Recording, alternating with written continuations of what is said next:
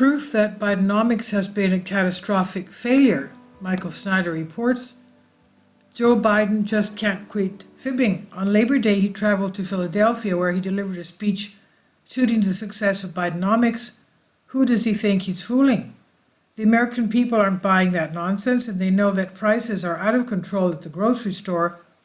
They know that the cost of living has been rising much faster than their paychecks have been. They know that high interest rates have made it much harder to buy a home, and they can see that lots of people are starting to lose their jobs. The truth is that Joe Biden's time in the White House has been an economic nightmare, and it appears that conditions are likely to get even worse before he is scheduled to leave. According to the Wall Street Journal poll that was just released, 59% of U.S. voters do not approve of how Biden is handling the economy, and voters are particularly concerned about where inflation is heading. The Wall Street Journal poll, conducted from August 24th to August 30th, found that 59% of voters disapprove of Biden's handling of the economy. Nearly 3 in 4 voters say that inflation is headed in the wrong direction, the outlet reported. Voters overwhelmingly think Biden, who is 80 years old, is too old to run for re-election, and only 39% of voters had a favorable view of the president. And the author writes, I wrote about rapidly rising food prices yesterday, and if you've been to the grocery store lately, you know how painful they have become. Earlier in the summer, Republicans in the U.S. Senate released some figures about inflation during the Biden administration that are quite alarming. Senate Republican leadership released a report in July showing inflation has soared by 16.6% since Biden took office. Grocery prices have increased by 20%, the report said, citing Bureau of Labor Statistics data, while energy prices have increased 38%. Of course, those numbers only tell part of the story. If inflation was still calculated the way it was back in 1980, it would still be well into double-digit territory. The cost of living has been soaring, and our standard of living has been steadily going down. As a result, over 60% of Americans are living paycheck to paycheck. At this point, the debt levels are rising to unprecedented levels. Because consumers have so little disposable income these days, retailers all over the nation are experiencing difficulty. In fact, UBS is projecting that 50,000 stores could be closed in the United States by the end of 2024 or 27. Analysts at investment bank UBS are forecasting that some 50,000 U.S. stores are likely to close by the end of 2027 because of expected cutbacks in consumer spending, tighter credit, and the continued shift to e-commerce.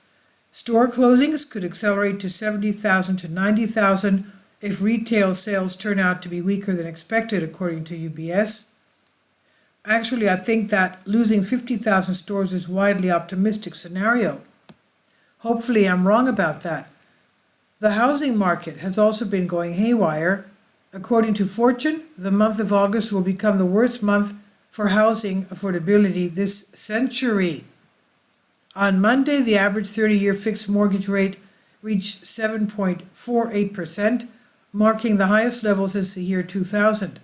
Even prior to this recent surge in mortgage rates, housing affordability, as monitored by the Atlanta Fed, had already deteriorated beyond the levels seen at the housing bubble's peak in 2006.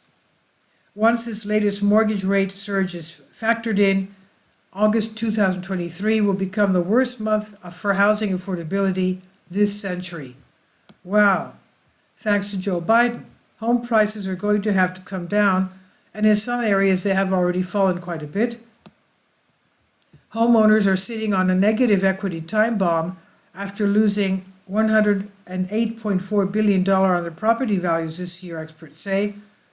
The average borrower saw their home equity plummet by $5,400 in the first quarter of 2023 compared to last year, with households in Washington, California, and Utah worst affected.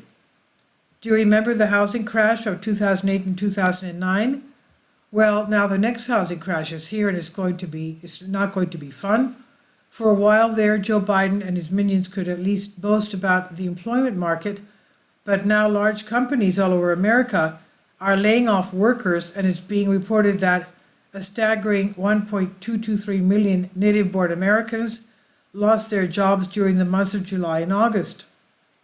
Staggering figures have revealed that over 1.2 million US-born workers lost their jobs last month, while the foreign-born workforce increased by nearly 700,000 as migrants continue to flood across the border under the Biden administration.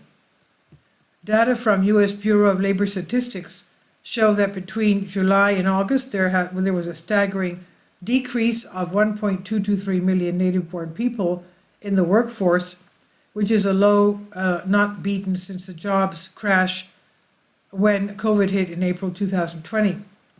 The numbers I've shared with you are nothing to brag about, but Joe Biden is going to keep trying to pull the wool over the eyes of the American people anyway. Unfortunately for Biden, it has become quite clear that most Americans have lost faith in him.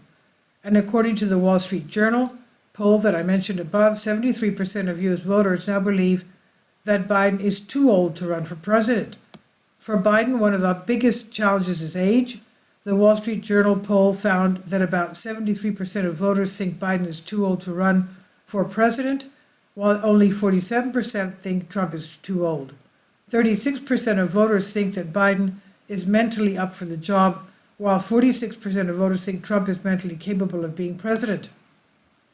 We have never seen numbers like this for any other president. It's obvious that Biden is in a very advanced state of decline, and this is happening during one of the most critical periods in our history. Sadly, Biden fully intends to run again, and the Democrats will get behind him because at this point no other candidate is posing a serious threat to Biden. So it appears that a rematch between Joe Biden and Donald Trump is coming in 2024, and that promises to be quite a chaotic affair.